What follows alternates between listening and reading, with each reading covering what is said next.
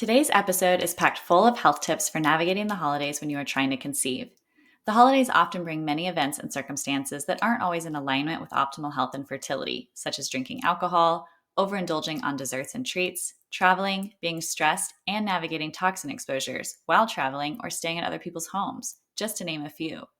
Today, I interviewed Sadie Ackerman, an integrative mental health consultant, and we discussed how to make better choices while still enjoying yourself, how to navigate choosing different behaviors than you have in the past, and how to have difficult conversations if they are necessary.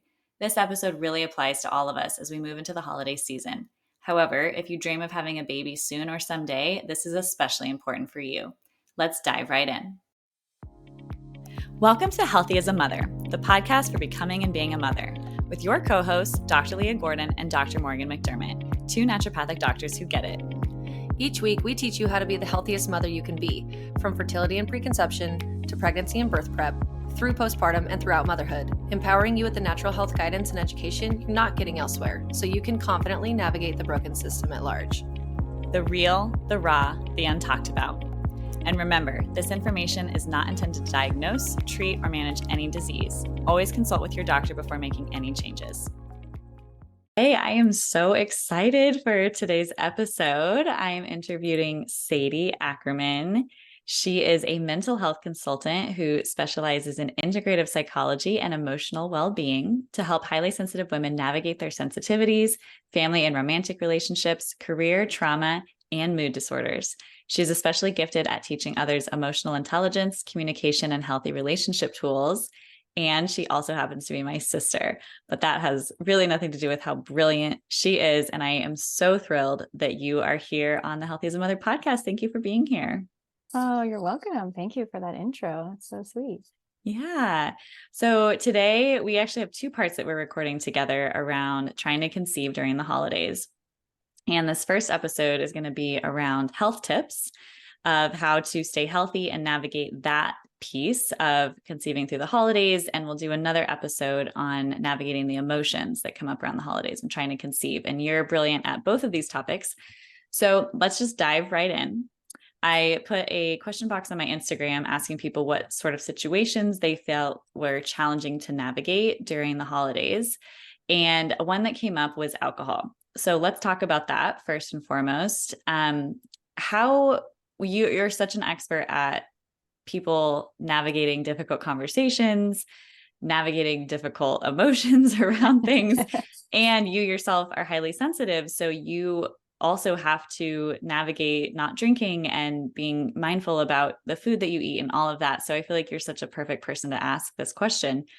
So what would you say to someone who is concerned around navigating alcohol around the holidays and around family and gatherings? Yeah, great question. I'm so glad that we're talking about this. On a really high level, alcohol in our society has been deemed so normal and so available all the time. And whether you're a person who loves alcohol and enjoys it socially, perfect, love that. Or whether you're a person that maybe doesn't like it so much, but feels some pressure to engage socially if everyone else is quote unquote doing it. I just want to bring forward the fact that you have permission to do whatever it is you want to do, whatever is healthy for you and what your choice is around it. If other people are pressuring you, or if you're feeling an internal source of that pressure, I would love to just invite you to step back and be like, what does my body really want and what's really good for me? And not giving into that pressure. So for instance, if you're at a gathering and everyone's drinking and maybe they assume that you're going to drink, or in the past, that's just how they've known you to be. If you've decided not to drink, which one of the important things with this topic is to have a game plan, right? The most that we can support ourselves in social gatherings is to have a plan, be prepared. So before you even go to the gathering, knowing that there are going to be people there drinking, they might be asking you if you're going to drink or if you'd like a drink. First off, know what your limit is or know what your boundaries are. If you want to go no drinking, then be really clear about that with yourself and feel like you are accepting of that. And when you get there, that conversation of like, if someone offers you a drink, they're like, hey, do you want a drink?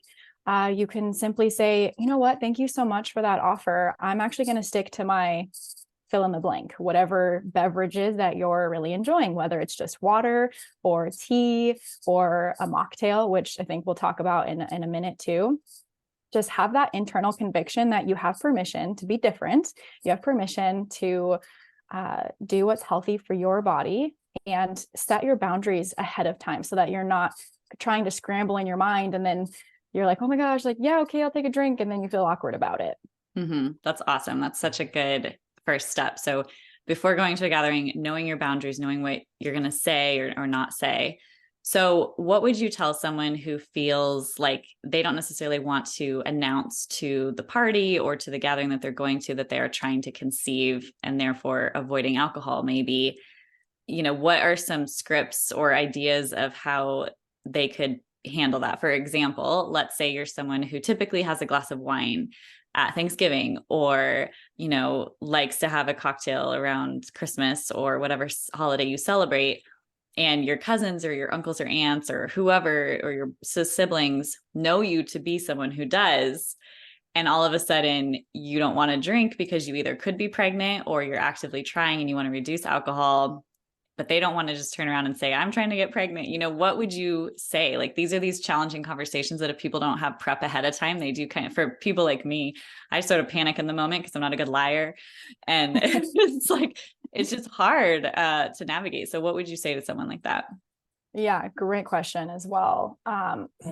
With these things, I don't encourage anybody to lie, because who you are is perfect and beautiful. And if you happen to have a family, or you're going to be around people that are more judgmental or that are really going to question you or drill you, that might happen and it might not. So the biggest thing is being genuine, being honest, and being authentic, but leaving out the details that you don't care to share or that you don't want people to know.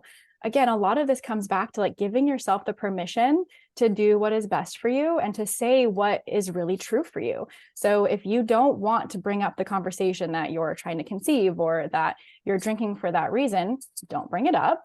And you can say instead, like, you know what, I know that I was drinking in the past, but I'm just choosing not to right now. Simple as that. It doesn't have to be anything more complicated. Like sometimes we make things out to be really complicated, and we, think about that we have to explain and we have to give all these reasons and rationale.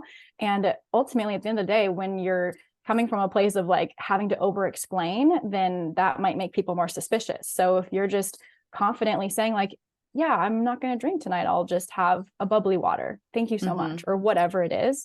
And then if they do drill you with questions and it makes you feel really uncomfortable, you can stand up for yourself and be like, I appreciate that you want to know what's going on, and I'm not in a place to want to discuss it. So can we talk about something else? Awesome. I love your scripts. You always have such good words to say. You're a specialist in NLP, neuro-linguistic programming, and so many different amazing things that you work with in your work with people. And I learned so much from you, all of the things that you say. And sometimes I try to channel my inner Sadie when I'm out and I'm like, what would Sadie say? I'm like really bad at handling difficult conversations because I'm a people pleaser. I'm working on it, but all about that.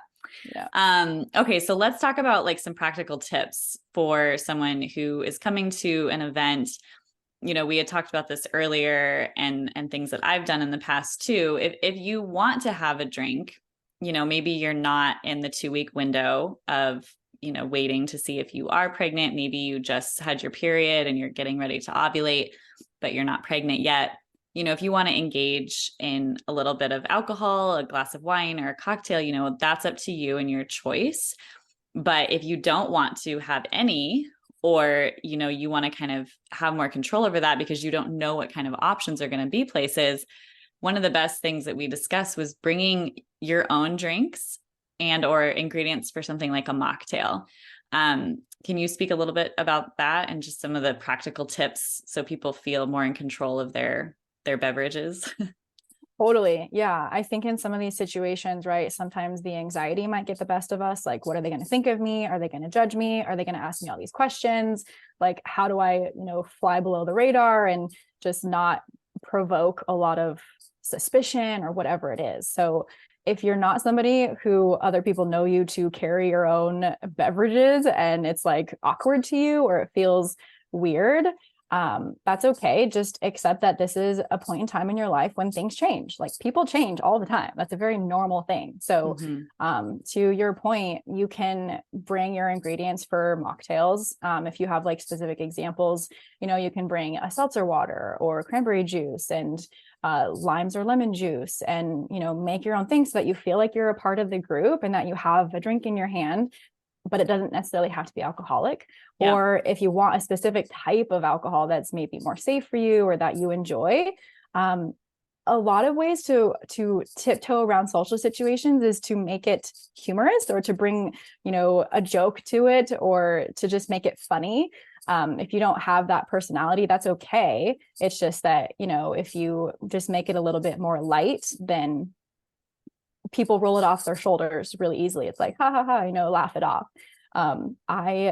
I almost never drink, and it's a very, very rare occasion that I do. And I have been made fun of a lot. I've been judged a lot. I've been questioned a lot, and it's going to feel uncomfortable at first. So just be prepared that it's not something that feels really great per se, but you'll get used to it. And keep in mind and remember that you're doing this for you, for the health of your future body, your future baby, your future family. Really have that strong intention and reason. For me, I always go back to that really strong why. Like, why am I doing this? And at the end of the day, it's honestly because alcohol just makes me feel like crap. Even if I have like a tiny sip, it feels like poison to my body. So I'm really connected to why I'm doing what I'm doing. And that helps me stay strong, even if people are having their own opinions about my choices. So again, bringing that own cocktail, it's simple with just bringing the ingredients that you want. And you can also invite others to join in with you so that it doesn't feel like you're just this like lonely island with your own little party, right? It's like, does anyone who want this thing? You could name it something, like come up with a fun name for the type of drink that you're drinking, so that it becomes more integrated. Yeah, I love that. Or you could even, there's lots of different levels of who we are as people. So for me, I just imagine myself, let's say I wanted to have a tiny bit of wine, but I wanted to make sure it was organic. Let's say I'm not in the window where I could be pregnant.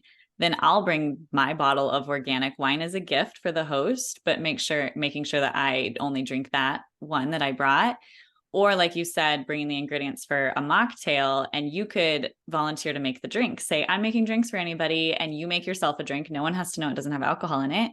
And you could say, to so-and-so, do you want a drink like mine? Do you want it with or without alcohol? And make it like very easy. And then if people want to add vodka or gin or whatever, fine. But like, they don't need to know you're not drinking if you want to keep it secret, or you just be honest. Like, yeah, I'm making a mocktail. I'm not drinking this season. I think you'd be surprised. A lot of people are very open to that, but we had a lot of questions about alcohol on the Instagram. So those are all awesome scripts. So let's move on to sweets and treats and desserts, which is another big part of the holidays.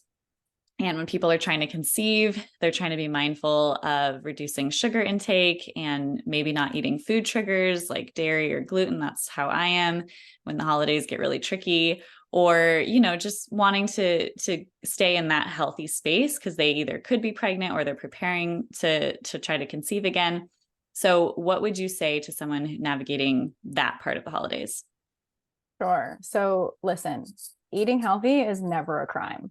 Wanting to take care of your body is never a wrong or bad thing. So I'm going to wrap back around to the same idea with the alcohol, where it's like, again, giving yourself permission to either change your habits or your behaviors. You're in a new season, you're experimenting with something totally different.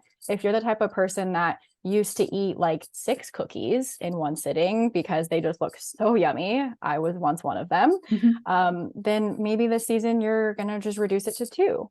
So having a game plan, again, is going to be a really, really helpful thing for you, where you really get settled into like, what do I want? What is okay with me and what is not okay with me? Find that threshold that feels good for you and then stick to it. And even if you don't, self-forgiveness is always a thing, but having a plan in mind where you have a commitment, like, okay, I know that maybe I'm used to eating all of the pumpkin pie, but I'm going to only have a slice, and that's going to be great. Feel the gratitude for the amount that you give yourself so that it feels this like filling and fulfilling, but don't overindulge. Yeah, I love that. And For me, I am a person who really does love sweets around the holidays, and I'm a person who doesn't eat gluten or dairy or corn or oats. So it makes it Same. challenging, I know, to go to other people's gatherings. And so Totally. I am that person who offers to bring the dessert. So if I say, what can I bring? And they're like, oh, just bring a side. I'm the kind of person who will say, you know what, I'll bring the dessert, or I'll offer ahead of time. Or even if they don't say, and they have all the desserts already made, I will still bring my own dessert, maybe black bean brownies or a gluten-free apple pie or my own pumpkin cookies that I love. Something like that is I'll bring, and other people can enjoy them. They don't know that they're maybe healthier, lower in sugar, not having dairy or gluten. But I know that I have something that I get to enjoy, and I don't have to indulge in it necessarily, but I don't feel like I'm missing out and feeling really restricted, which again is something people, if they go extreme, it's just not sustainable, to be so strict and to say, oh, I'm never going to have any sugar or go on these like Right. Yeah. crazy extreme things. I think there's a piece of pleasure and joy that comes with the holidays around food. And when you're trying to conceive and have a baby and be healthy, the goal is not to be as strict as absolutely possible and not have anything like that. It's all about finding a balance. And that's just something that is important to me and that I see in my patients and clients. Do you agree? Oh, absolutely. Yeah. We were even talking about this, I think, this morning, about how the stress that comes with certain aspects of food can sometimes be more detrimental than the food itself. Yeah. So if you're like so restrictive, or you're so worried and concerned about the health of the food that you're eating and the amount of sugar that's in it, and obviously like keep in mind your sensitivities and your intolerances, and probably don't consume those. But when we're talking about the level of like, how much do I consume, or which ones do I choose to consume or not, allow yourself to be guided by your body. This is an exercise that I have used to really help me tune into my body, because I've been really dissociated from it before. Is I will look at a food, or I'll go up to a food, and this sounds a little bit wooey, but I'll connect to the food and I'll think about eating it, and I'll ask my body, is this okay with you? Mm-hmm. Right? Like our bodies are like pets. They're like their own creatures that have intelligence. That's how they can do stuff without us even telling it what to do. Right. So okay. I like to honor my body and respect my body and give it permission, or rather give it a chance to speak up and say, like, does this feel good to you or does it not? And I will honor whatever you say. Mm-hmm. Right. So if there's, I really love cinnamon rolls. I am like it's like Cinnabon cinnamon rolls. I will go to town and I will eat a whole box of them. I used to do that. And, if there's cinnamon rolls that are gluten-free and don't have any of my sensitivities to them, then I'll ask my body and I'll go up to it and I'll connect to it. I'll think about eating it and what it will feel like sitting in my body once I've eaten it. And I'll be like, is this cool with you or is it not? And I listen for the answer. And if you don't really know, then I would invite you to start getting more connected to that feeling of your body. And if you don't know, then try it. And if it's like, oh no, this didn't feel good, then you'll know for next time. So don't be so hard on yourself. Don't be so stringent. Like it's all okay. And these are all things that you learn over time. It's not like you have to expect yourself to be perfect right away. These things, even you and I, we've practiced for 10, 12, 15 years. Like it's been a lot of exposure that we've had to it. So just take on these tips and just try it step by step and see what comes. Yeah. And the other thing to remember when trying to conceive and around the space of fertility is, with anything with health, it is not the one-off things. It is not the one dinner that you ate at grandma's house. It is not the one time you had a cocktail. Health is more of an accumulation of what you're doing all day, every day, what you're doing on a routine basis over and over and over again. And so even if you're pregnant, or even if you're trying to conceive, and let's say you are pregnant, you didn't know, and you had, a little bit of wine or some desserts, it's not the end of the world. Habitual eating unhealthy over and over again throughout your pregnancy is definitely going to impact you. But again, like you said, the stress that could come with it, like you go into a gathering on high alert because you're like, everything in here is going to hurt me and my baby. Like you just need to have an awareness, yes, for sure, of the things that aren't as ideal, but to also like relax into it and not bring that intense stress and overwhelm that can come with trying to be perfect in health, because I think that is so much more detrimental. So it is a balance. And I talk about this a lot in the fertility space of finding that balance between knowing what is ideal and healthy and also not obsessing over it to the point that your stress is now the most unhealthy thing for you and your baby.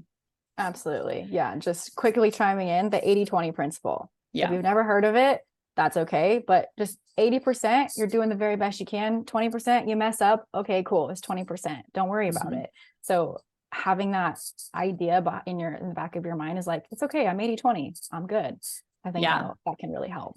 And the other thing I want to bring into this for anyone trying to conceive or not is, I see this a lot in my clients and patients, especially who are health focused, is they will say things like alcohol and sweets are cheating. They will say, oh, I'm having my cheat meal, or I'm cheating right now.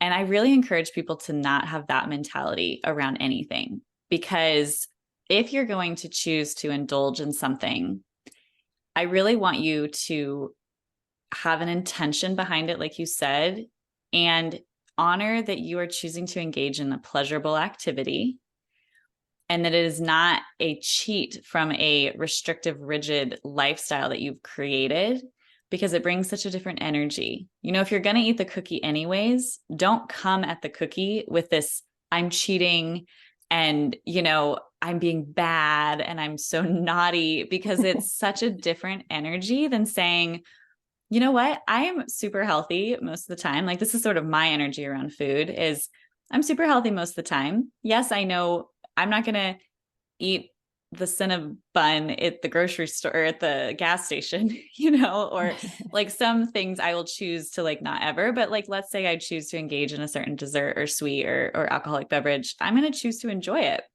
It doesn't mean I need to have 10 of them. It doesn't mean I need to keep drinking. It doesn't mean I need to have the whole box of cookies. But in the time that I'm eating it, I'm honoring that pleasure and the joy that I'm experiencing versus feeling guilty the entire time. And that's the other thing I want to bring up to people, because I think when people dive into the world of health and trying to be healthy, and in the conceiving space, that's a big part of it. I do see this mentality of them beating themselves up and having this cheat or guilt mentality. And I would advise people to, again, be aware and move forward, not in that energy. Totally. I 100% agree.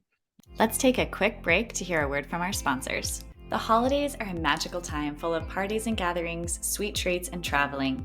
These are all fun and wonderful, and all of these increase our susceptibility to getting sick.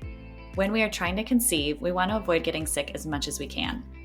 This is why I love Needed's immune support product. This product is pure magic. It has zinc, elderberry, and postbiotics to support the immune system, and it tastes delicious. It's safe to take during pregnancy, so if you become pregnant while taking it, no big deal. Since it's a powder, it's easy to take on the go or while visiting friends or family. We all need as much help as we can get this season, so I highly recommend you order some for yourself. Visit thisisneeded.com and use code HEALTHYMOTHER to save 20% off your first order. Again, visit thisisneeded.com and use code HEALTHYMOTHER to save 20%. Okay, back to the show. So let's talk about going to other people's homes, whether it's you're going and staying somewhere for the holidays or you're going to others' houses for parties or gatherings. Some of the things that come up are toxins in other people's homes, things like, Glade plugins that are emitting a bunch of fragrance and phthalates that we know impact our babies and our development. Any other toxins, hand soap, anything that someone could come in contact with, colognes, perfumes. So how would you advise someone to either have a difficult conversation with someone who they're maybe close enough to have that conversation about preparing their home, or, how would you just advise someone to navigate that if they have to go somewhere that they maybe feel less safe or less healthy in? Yeah. Awesome. These are all such great questions. At a really high level, I would advise having a recovery strategy. What I mean by that is when you go somewhere and you know that there's going to be people that are different minded than you that maybe do wear a lot of cologne or that have the Glade plugins or toxic soap, whatever, then have a recovery strategy for right when you get home. Have lots of glutathione so that you can start detoxing, maybe get some binders, have some supplements that, really support you. Maybe make sure there's enough time to take a bath and like get hot or sweat, or plan to do a sauna session the next day. Anything that you can get your hands on or that you can do to support your body detoxing from the exposure of those toxins is really big. Because if you don't have any control over the environment, which we'll get to in a minute of, maybe trying to insert some suggestions, if you don't have any control whatsoever, then a recovery strategy for when you get back will ensure that the exposure that you have will not affect you for days and days and days to come. That's something that I've been learning very, very recently, and it's really helped a lot, because sometimes when we're out in the world, we don't have control over our environment or over everything. And just that recovery strategy process can be great. Yeah. And I just want to chime in really quickly for those. So in the trying to conceive time for a man, if you're actively trying to conceive, I wouldn't do sauna. So he could do something like glutathione, binders, detox stuff really well. There's resources about all of that on my website and in my courses if you're curious.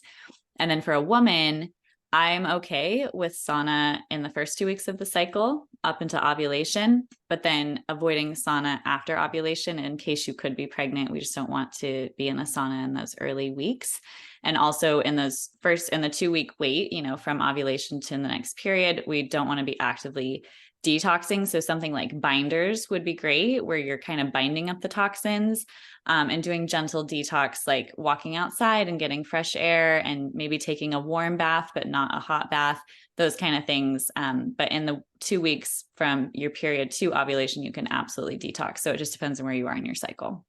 Awesome. So glad that you brought that up. That's why you're a specialist in fertility. It's important to know those things. Like, right. If we don't know them, then we might do something that is like, oops, maybe I shouldn't have done that. Yeah. Yeah. It's a lot to know, but it's important. And all of these things are great. So yeah, what would you suggest? Like, for example, just to throw it in there, I was going to stay at an Airbnb in San Diego when I flew down to transfer my embryo. And I messaged the Airbnb person and asked if, one, they have a history of mold at all, or if they use like Glade plugins or any other scented plugins, because I'm very sensitive to phthalates and fragrance, and it makes me feel terrible and sick. And I take great steps to keep myself out of toxins. And right when I'm newly pregnant, I don't want to necessarily be in that. So that's one example of taking an additional step or having a conversation with somebody. But what about if it's a person like an aunt or a sibling or a friend, or someone you don't know? I don't know. Like, how would you navigate that? Yeah, great question. So anytime we have hard conversations, it's really important to always make it about ourselves. So this is not a blaming, like, can you do this? Or like, you shouldn't be doing this, and not blaming them, not judging them, not condemning them for what they're doing or their choices, because then that will just create a battle and put them on the defense. Anytime we have hard conversations, we want to come very, very offensively in the sense that, like, we're not trying to attack or trying to make them wrong. How we can do that is by always staying in the frame of I feel, I need, I experience, I learned, I would like to request, those types of phrases. So let's say, for instance, a family member has Glade plugins. Then you can go up to them and say, hey, Aunt Sue, I have learned just recently with this doctor that I follow that the scents that come into the air from these things that are plugged in, they can sometimes impact our bodies in a really negative way. And because I've noticed I feel so much better without them, I haven't been using them in my own space. I'm just wondering if it would be okay with you if we unplug them while I'm here and while we're having this gathering. I don't want you to feel wrong about having them. I just have learned this new information and it's been really powerful for me. Would you be okay with us doing that? Awesome. Right. That's so asking great. That permission from them too, giving them some context and background, why you're asking what you're asking, keeping it about you, not about them, and making a request. Say, would it be okay? Or may I request that we do this, that, or the other? And then asking them the question to say yes or no. if they're a difficult person and they say, no, I like it, or no, we can't do that, I hope that's not the answer that you get. But you can push back a little bit, and not in a defensive way, but just, I totally understand where you're coming from. I get that you don't want to do this. I would really appreciate and feel more safe here if we did get to remove them just for the time that I'm here, and then you can put them back in. Would that be okay? So don't be afraid to push back a little bit. If they don't understand, then you can give them more information. Or if they, for whatever reason, have any other excuse, then keep giving them what they need to allow them to support you with your request.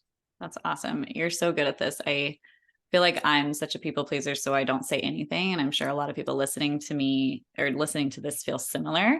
And you're so good at having real, authentic, honest conversations with people. And I think having examples like what you're giving is so helpful for people to see how an appropriate way to bring up this stuff is really, it's just helpful. It's always been helpful for me. When I learned the come from the I statement, always make it about you, not about them. I mean, that's helped me in my own relationship with my husband, because when it's like, you do this, blah, blah, blah, and I still need to be mindful of it, because I've noticed lately I've been doing that more. And people just do get really upset. They immediately go into like attack mode, or like I'm defending myself mode, and you don't get anywhere with that. So I love that. That's such great advice.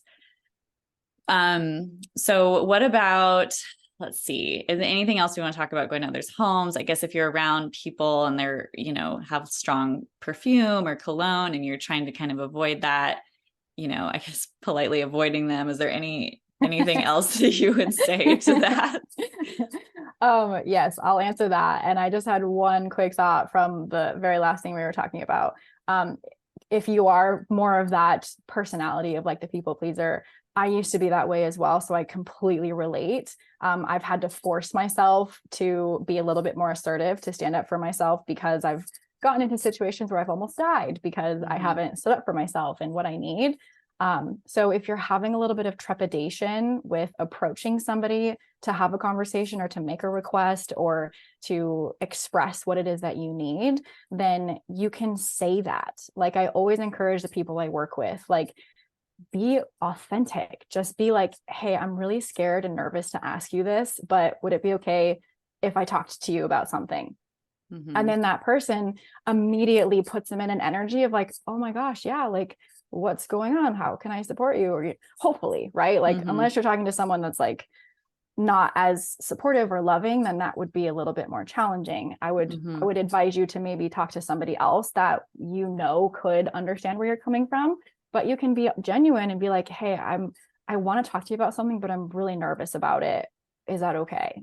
Something like that. I love that. Okay. So the 3 biggest tips I got from that are: speak about you, come from an I statement, ask permission, because then when you ask permission and they say yes, it feels like, you can now have this conversation and they've given you permission to do that. And then be authentic and tell them that it's challenging for you to have that conversation. I think those are 3 amazing tips that I'm going to remember myself. I learned so much from you. It's great. You're so sweet. So then, the other question about like, if there's scent on a person, there, the joke is like, we'll just politely avoid them. That's actually legit. Like, if you are noticing that somebody on their person, like their scent is really triggering to you, or it's like too much, unless you're really close with the person and want to have one of these conversations and let them know that like what they're wearing could be toxic for them. And if you don't want to have that conversation, then if you're around them, then this is going to sound a little bit funny, but not necessarily try to hold your breath. But if you can breathe in a sense where like, if you have to have, this is like, if you have to have a conversation, I would advise that you do politely, like try to avoid them, or like if they come near you, then just make up an excuse or a reason in your mind to go to a different part of the room or to take a break outside or something like that. But if you have to be in close contact with them, or they're, really got you wrapped into a conversation, then in a gentle way, you can turn your head and breathe in and then face them again. I love this. People listening to me like, that's so funny, but we get it. It's really weird. I know it's weird, but like, I have to do this sometimes. We're like, I might like make an excuse that like, oh, I got to go get my drink, and I'll like take a lot of deep breaths so that I can get fresh air. And then when I'm around that person, I take shallower breaths so that I'm not breathing it in so much. And the most that I can, I find a way to like talk to them with a little bit more space, or I try to put a counter in between us, or a piece of furniture, or not making it awkward, but just kind of like leading and guiding them into a physical position where I don't have to be super close to them. Yeah, I love that. And the other thing with just toxins I'll speak to, again, you just have to remember that not every little incident is going to impact your fertility. But if you are really worried about things like plastic or these other toxins, as we've mentioned with other components, bringing your own stuff is the best. So if you're going to a gathering where they buy plastic water bottles, or they are going to give you hot cocoa and all of the plastic cups and all these things, and you're trying to avoid BPA and other things, just bring your own mug, bring your own water bottle. I do that all of the time because I never know what I'm going to be encountering. And so I always bring my own, reusable glass water bottle or whatever. If you're going caroling and you know that there's going to be hot cider or cocoa and they're going to be in the plastic cups that are just leaching plastic, just bring your own, to go coffee mug and fill it up there. So anything that you can do to kind of bring stuff to an event, if you're not sure, is another really easy way to avoid toxins and just feeling more healthy in environments that you don't know or that are unpredictable. Yeah, absolutely. I agree. Okay. The next thing we're going to talk about is traveling. People brought up the fact of traveling. The holidays are really busy. Go, just all of that. So what would you say to someone trying to conceive and wanting to be healthy in the midst of traveling? And like what specifically? What might be an issue that they encounter? Well, let's just talk about one, saying no to events that you don't want to go to. So I just have this picture in my mind. First, I'll bring up, it's okay to prioritize rest and not feeling guilty about it. I think the holidays can be a time when everyone's inviting you to different things. You have all sorts of stuff. Let's say you're invited to a get together in another city and you need to fly in. It's okay to not attend every single thing. If you are feeling really drained from the flight and they have, a dinner tonight and a dinner tomorrow night and another thing, like it's okay to take a break and not attend everything. But I know a lot of people really struggle with that. So how would you advise someone if they feel overwhelmed, like they have to say yes to everything when they don't want to? Yeah, happens so frequently. I am one of those people too. Like I have FOMO. I don't want to miss out. I spent, in that specific situation, like this is the time that I have to be with these people, or not have to, but that I get to be with these people. And so there is a lot of mental and emotional pressure around the holidays, which I do find like a lot of people that come to me for our one-on-ones, this is the time of year where a lot of their stuff comes up. So when you are faced with this, recognize that it's just your stuff coming up, and there's really easy ways to handle it.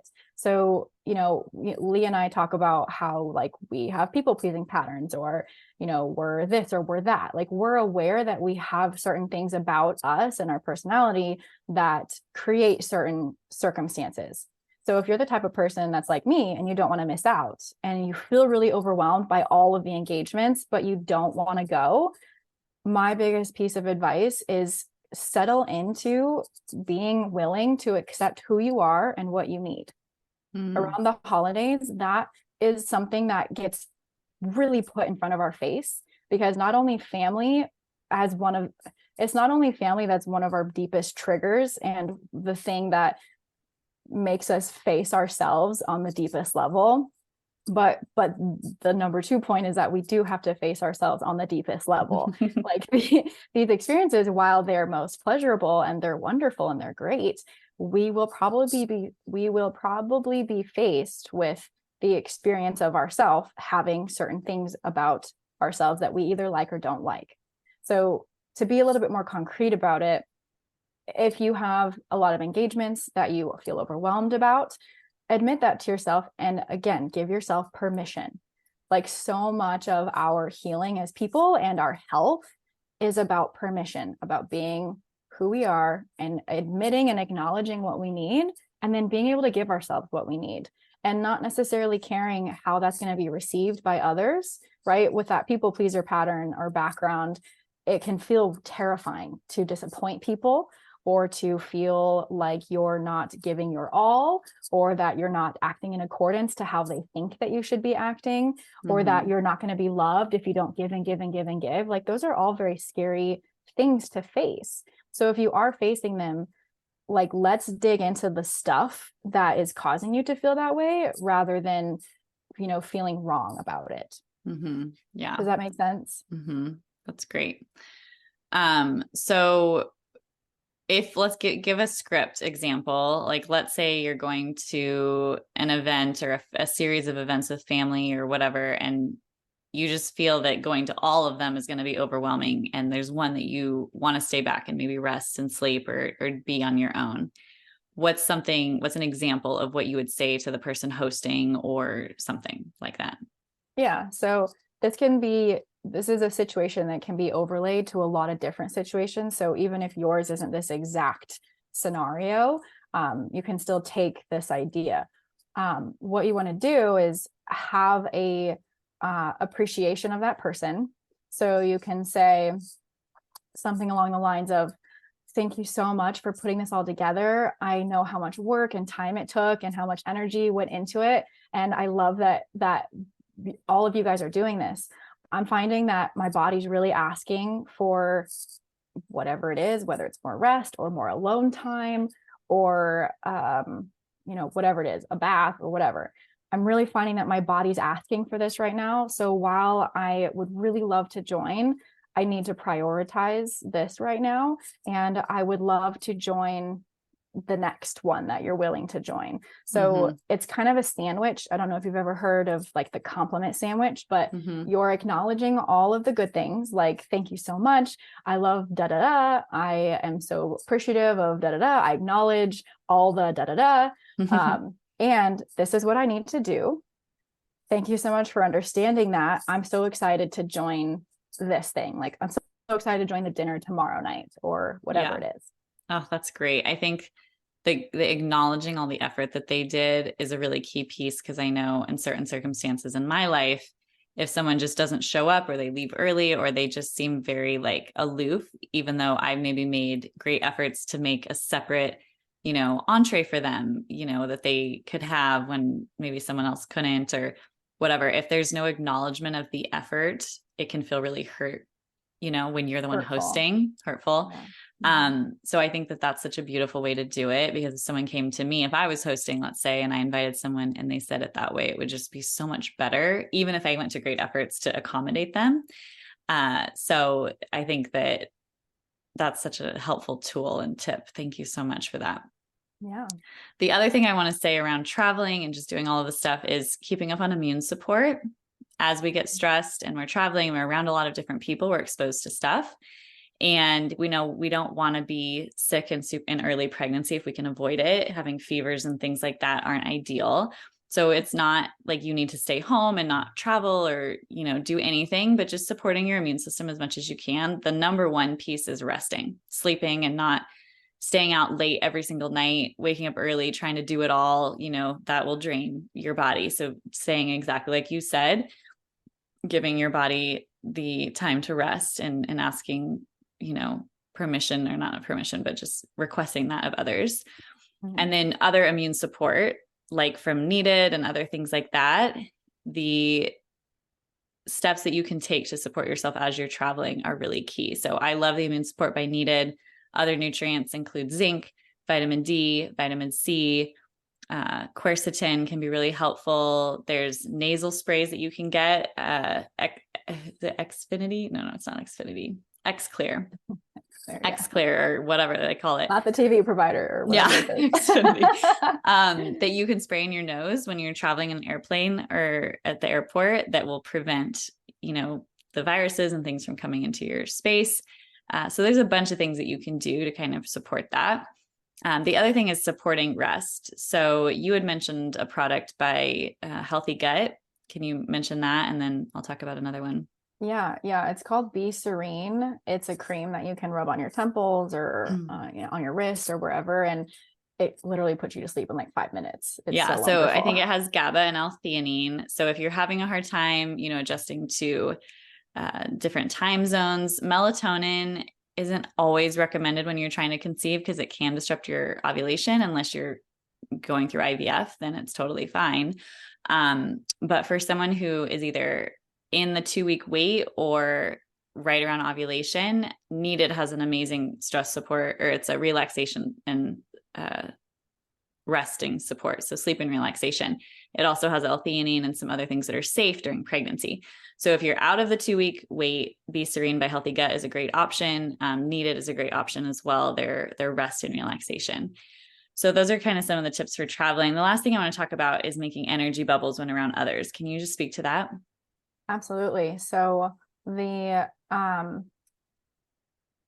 energy with which we go into places is often very leaky because however we experience ourselves, whether we're more internal and we can experience being inside of ourselves, or whether we're more external, and I don't necessarily mean being an introverted extrovert, but however you experience yourself, like, are you inside of your mind and your body and you're very aware of what's happening here? Or are you pretty external where you're constantly focusing on other people and how they're feeling or what they're thinking, or if they're having a good time or what they're thinking about you? Or if you're prioritized and thinking about a lot of what's external of you, then your energy can be kind of leaky. So I teach my people something called bubble building, which is not necessarily a way to protect yourself, because I don't believe that you're in danger or that you have to protect. It's more about preserving. So it's kind of like having a coat on, right? We don't walk around society naked. We have clothes on. So wearing a bubble is kind of like wearing an energetic piece of clothing. And the bubble, think of it like, if you've ever seen the movie Bubble Boy, it's kind of like that, but in your imagination. So you're existing in this space around you that's about an arm's length, or maybe even a half an arm's length, in every direction around you, above you, below you, behind you, in front of you, and to the sides. And in this bubble, you get to be you. You have your own thoughts, your own feelings, your own emotions, and everything that's going on outside of you is secondary. So it's like you're wearing earmuffs, or again, like you're wearing clothes. You don't feel the sun on your skin when you have clothes on, but you can still feel the warmth of it. Mm-hmm. That's kind of similar with people's energies or their thoughts or their feelings. So being in public places or even around your family, it can help give you a layer of preservation that can make sure that you don't get too much emotion or energy or negative thought processes or patterns from others. There's an exercise that I lead people through in one of the programs that I have for highly sensitive people that's called bubble building. So if you're interested in learning about more of your sensitivities, or if you are a highly sensitive person and how to really support yourself with that, feel free to refer to that. It's on the savvysensitive.com. I don't mean to put a plug or promotion, but that exercise for bubble building is in that. The program's like $97. It's very affordable. So yeah, I'll put the link. Really helpful. I'll put the link in the show notes for anyone. And I learned about bubble building from you, and I think it's amazing. And everyone, even if you don't think you're highly sensitive, the course that you did is amazing and so worth it. And for someone who's like, well, I don't know if I'm highly sensitive, can you just quickly run through what someone might feel? Like, the things that are coming to my mind is if you feel kind of drained after being in a social gathering, if you feel sensitive to chemicals, lights, toxins, food, like, can you just walk us through if someone who's more sensitive, because they're going to be the ones who are maybe picking up on all of the stuff that we've talked about and being impacted by it, even though everyone should be aware of it during the holidays and when trying to conceive. But can you just quickly mention for anyone who might be sensitive and would benefit from your course? Totally. So to Leah, Dr. Gordon's point, she is mentioning how, like, it doesn't necessarily matter if you're highly sensitive or not. You could still be impacted by the toxins, the scents, the food, all those things. But again, yeah, if you have a certain susceptibility to feeling really overwhelmed easily, that's one of the biggest red flags. Like, overwhelmed either in the outside world, outside of your house, in the grocery store, or with lots of people, when there's a lot of noise. If you're sensitive to light, sounds, smells, textures, those can be indications that you're a highly sensitive person. And just to be really clear about it, a highly sensitive person is not a disorder. It's not a personality trait, actually. It's a genetic temperament. So you're born this way or you're not born this way. And there's a spectrum. It's not like a hot or cold, yes or no. You can be more sensitive and less sensitive. So wherever you are on the range, all of these things are still going to be very helpful for you. It's honestly helpful for any human being. But if you're on the higher end of the scale, not only learning about it, but then also learning the tools for it can be massively life-changing, because our sensitivities can sometimes be our Achilles heel and the things that make us feel the worst, or that we're insecure about, or that we don't know how to handle. And when you have the right tools, just like with anything, then you're more empowered and you get to use your sensitivity as a superpower and really know how to support yourself so that these situations don't feel so overwhelming and that you're not drained. Also, one myth I want to break is that highly sensitive people are introverts. That is not true. There is a subset of extroverted, highly sensitive people as well, and highly sensitive people that are high sensation seeking. So even if you're somebody that loves to go out clubbing and to the parties and you want to be around a lot of people, you could still be a highly sensitive person. I'm not saying that this is the population that would be doing that, because obviously you guys are nesting, you're, wanting to conceive and have a baby, but honestly, even just learning about this stuff can be really helpful for your baby too, because the more that you can preserve your family and your energy and be aware of the fact that there are higher sensitivity beings being born now in this day and age, and that we as humans are just getting more sensitive because we're evolving and progressing, in my opinion, like energetically, then it can be really, really valuable. I wish that our family, that my parents and me as well, had the course that you created when you were born.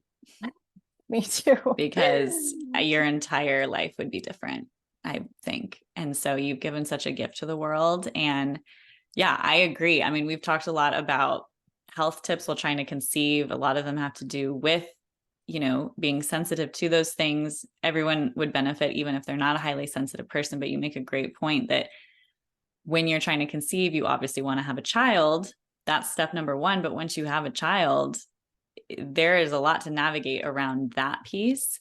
And having this information, not only for yourself, maybe for family members, but also for the children that you're going to bring into the world, is so valuable, because it would just completely change how you manage your life. And so thank you so much. Of course. This has been such an amazing episode. I know you've given so many practical tips. Where can people find you and learn more? You mentioned your course, but just say it all the places for people to find you. Okay, well, I have to put a little caveat in that I love social media for certain things, and I personally don't engage with it very much. It's something that has to do with me being a highly sensitive person. It's just not the place for me. So even though I have a lot to give and I have a lot to share, I don't really give it on social media. So just putting that out there. I do have a website that is thesavvysensitive.com, savvy spelled with 2 V's, SAVVY, The Savvy Sensitive. And you can read a little bit about highly sensitive people there. And that's where you can find the course as well.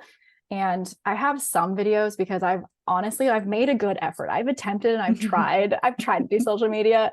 So I do have a Savvy Sensitive Instagram and TikTok, but Leah mentioned how like my life has been a certain way. It's been really challenging and really hard in so many ways because I am a highly sensitive person, and we didn't have these tools that I now have when I was little or in a lot of my development. So I just go in and out of it, but there are some videos there. They can be really, really helpful. And the course is at thesavvysensitive.com. And then you can read more about me specifically at sadieackerman.com. Awesome. I love that. Thank you so much. And thank you for being here. You're welcome. Thanks for having me. It was really fun. Thanks for listening to this episode of the Healthy as a Mother podcast. In order for others to hear this information, please leave a review with Apple Podcasts, subscribe, and send to a friend who could benefit from this content. We're so excited to share more on becoming and being a mother next time. And please remember that the ideas and views of this podcast are for informational purposes only and are not intended to serve as a substitute for medical care of any kind, including the diagnosis or treatment of any illness or disease. Consult with your provider before integrating this information into your own care plan. And remember, a healthier future starts now, and it starts with you.